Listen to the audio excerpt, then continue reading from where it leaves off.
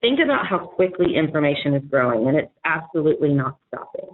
It's growing at a rate completely out of control. It's getting bigger and bigger every day. And we're creating this environment where information is no longer useful. So tell me how many times you've gone to look for something on your computer, or for me on my computer, my iPad, my sugar sink in the cloud, everything that I have. I can find everything on earth except for what I need. And so we're doing it to ourselves even by over-retaining stuff in our own world. And then think about it from this way. You can't control what people put out there. So think about the most rogue client you've ever dealt with. How much do you want them out there creating stuff, creating things nonstop?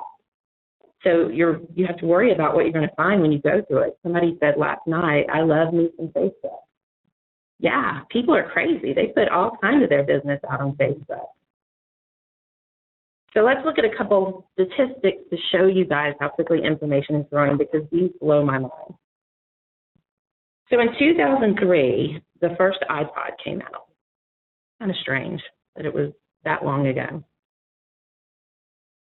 So from 22,000 BC to 2003, it took us roughly 24,000 years to produce 5 exabytes of data. And 5 exabytes of data is 250 years of DVD quality video. That's a good bit of stuff. You ready for this? We generate 5 exabytes of data every day. Every day. So let's think about this.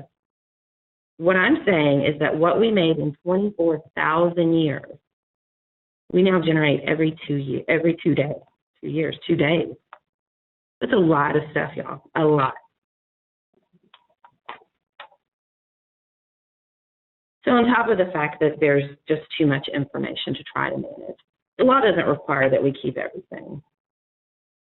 Specifically, in some instances, the law requires that we get rid of it, but those are few and far between. I wish there were more of those.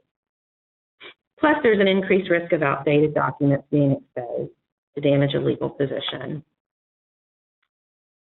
Plus, there's an increased cost in discovery. And back to the outdated documents, not only are they outdated, if some stuff is gone and some things have happened, there's no way to explain the content.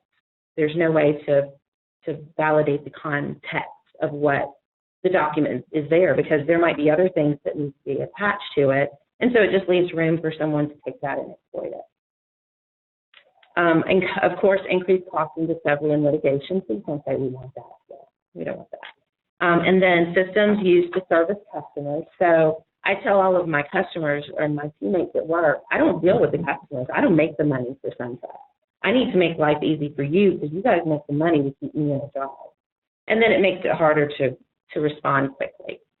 So how do we partner and work through this problem then?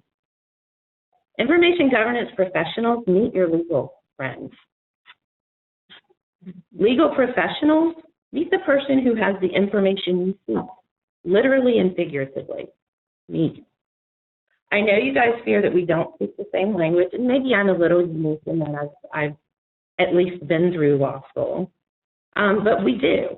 We as information governance professionals, and past me, realize the importance of the relationship. We know that we have to partner with you guys.